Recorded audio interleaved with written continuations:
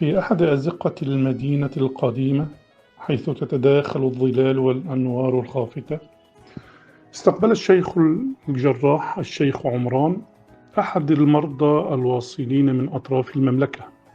كان الرجل في منتصف العمر، يحمل وجها مرهقا ويصحح تنفسه بصعوبة وكأن الهواء أصبح عدو له.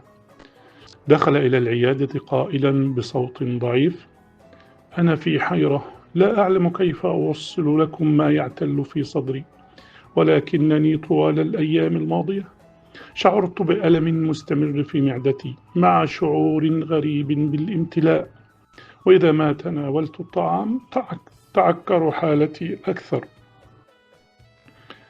الفحص الأولي كشف عن زيادة غير طبيعية في مستوى الصفراء، والجلد بدأ مائلا للإصفرار مع خفقان في القلب وضغط دم منخفض. أجريت له فحوصات مخبرية، وظهر أن هناك تراجعا في وظائف الكبد، بينما كانت علامات التهاب الكبد الحاد واضحة على تحاليل الدم، لكن لم يكن واضحا تماما كان الرابط بين هذه الأعراض المتعددة والتي جعلت الطبيب يتأمل فيها. وبعد أن أجرى مزيدا من الفحوصات وتوجيه من الله، اكتشف الطبيب أن الرجل يعاني من التهاب الكبد الفيروسي من نوع سي، والذي أدى إلى تليف الكبد نتيجة الإصابة المزمنة. الطبيب أشار بحذر إلى أن التشخيص المبكر لهذا المرض هو السبيل الوحيد للحد من تطوره، وأن العلاج الفعال سيعتمد على العلاج الموجه باستخدام الأدوية الحديثة.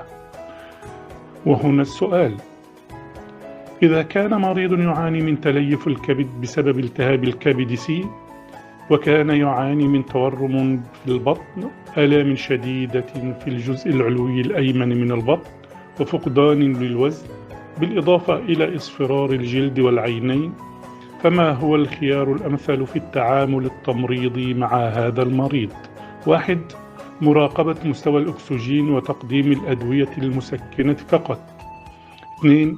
مراقبة وظائف الكبد بدقة مع إعطاء الأدوية المخفضة للالتهاب ومتابعة الحالة بعد العلاج. 3. تقديم العلاج الكيميائي فورا لتقليل حجم الورم. 4.